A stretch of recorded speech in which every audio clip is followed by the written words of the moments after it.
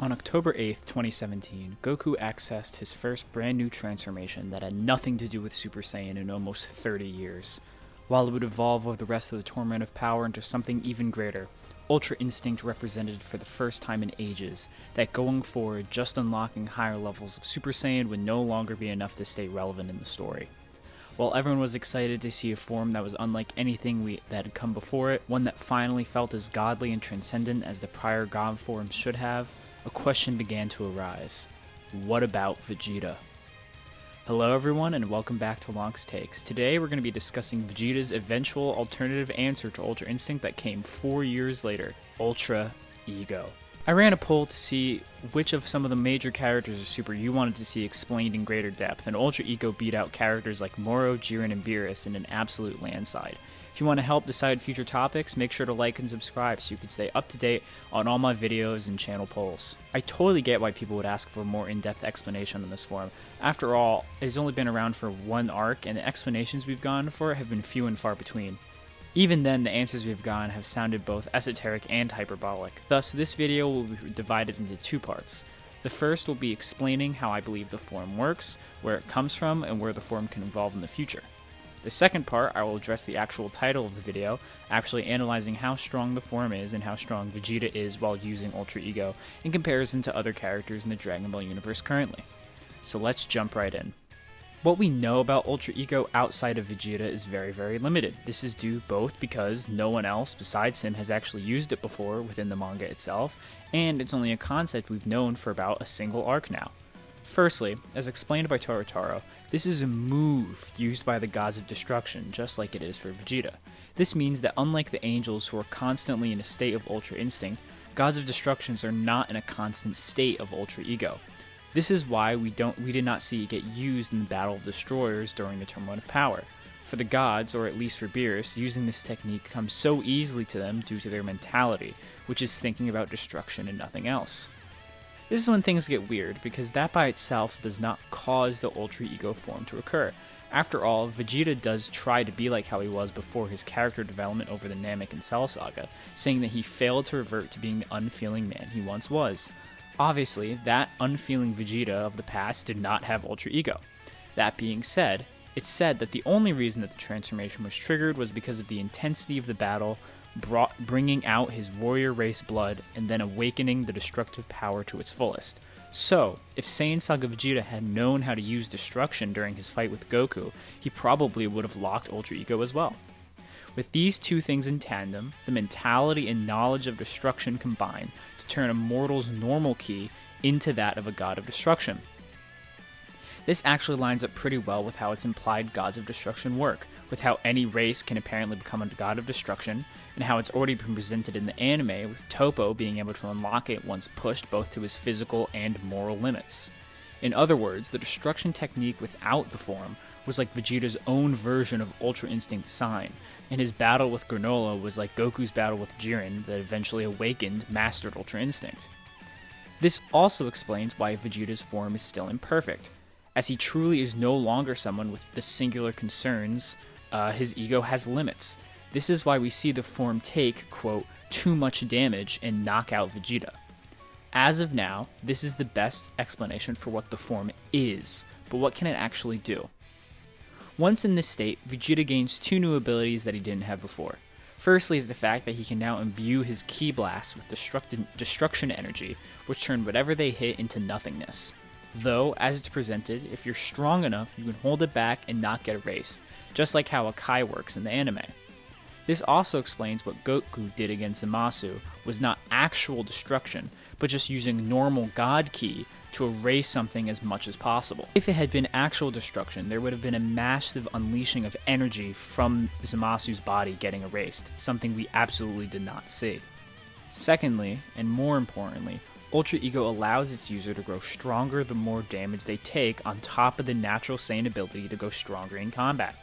It's described a few ways, Vegeta saying that the damage is like fuel for him, and also that the form makes him stronger as his battle soul burns. Later on, he claims that his Ultra Ego has received a stimulant that allows it to continue to evolve, claiming that Goku's Ultra Instinct has not evolved in the slightest. However, this is a bit unfair to Goku, as the whole point of the Ultra Ego form is that it will continue to evolve as long as it receives more fuel. So where can this form go? Ideally, his fights in the future don't continue to follow the same script, where he fights them, takes a lot of damage, and passes out by the end of the fight. Just like with how the angels are in Ultra Instinct all the time without needing to change their own bodies, Gods of Destructions probably don't need to take damage in order to fuel the growth of their strength. In fact, it's the existence of Ultra Ego in the manga and not in the anime, which probably explains why Beerus has been surpassed in the anime and not in the manga. A perfected Ultra Ego might be a form that gains power without needing to be hit at all, kind of like Broly in a way. Anyways, with all that explanation I can give, let's move on to actual power scaling. Strength. To begin scaling Ultra Ego, I think it's best to start with how strong Vegeta is going into his fight with Granola and go from there. Before Granola makes his wish, it's pretty clear that Goku in MUI is the strongest warrior in the universe.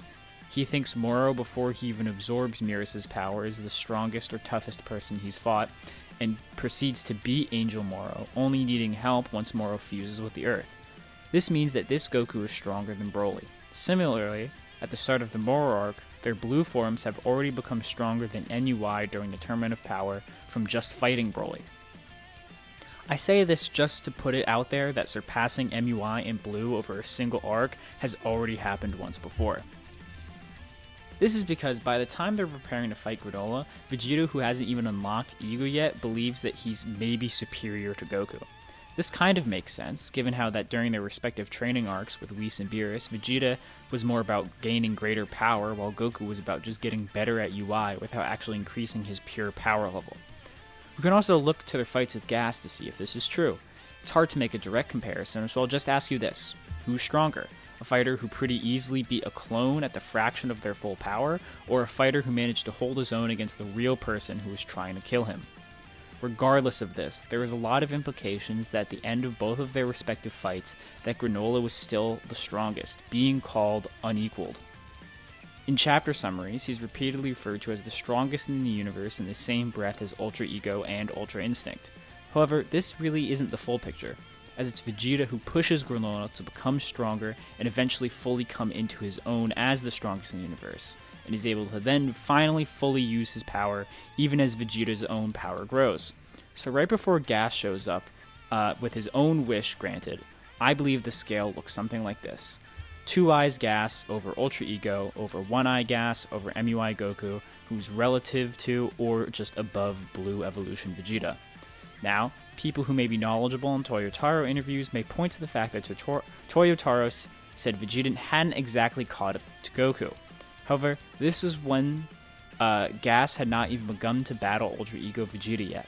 Plus, the Goku who had fought Gas was not even at his strongest Ultra Instinct state either, as he technically had the Susanoo, if he was pushed. Still, one could interpret this a different way, arguing that Granola was not the strongest until he mastered his abilities due to not being used to actually controlling them, which makes the comparison between Goku and Vegeta a bit harder, but then the Toyotaro statement would have the precedent. After this point, as Gas shows up and eventually requires Vegeta, Goku, and Granola working together to stop him, even then, it's Black Frieza who finishes him off. Despite Vegeta getting stronger through Ultra Ego, once he and Goku are healed, it seems like the two of them will become equals again until Vegeta starts taking more damage and surpasses Goku, prompting Goku to use his true Ultra Instinct form and surpass Vegeta a second time, only for Vegeta to be able to fight in tandem with this form of Goku as well. So what's happening here? As good as the growth of Ultra Ego is, natural Saiyan adaptation is able to catch up with it. Just as Vegeta said against Granola, the more Saiyans fight, the stronger they become. Meaning that by fighting Granola and Gas in his blue state, Goku was able to get just as much strength increase as Vegeta did in Ego against Granola. After all this though, the Dragon Ball Interval Special flat out states that MUI is the ultimate form, putting it in total ability above Ego. If you want to undergo the other interpretation that I mentioned earlier, then that means Vegeta has simply caught up to the previous MUI and Goku's Saiyan adaptation with Ultra Ego, making the form initially weaker, but its strength growth a little bit more impressive. So, it seems that either way, Vegeta still has a long way to go until he's fully surpassed Goku again, if he ever will. So what do you think? Do you agree with my takes? Tell me how I'm wrong in the comments down below. See ya.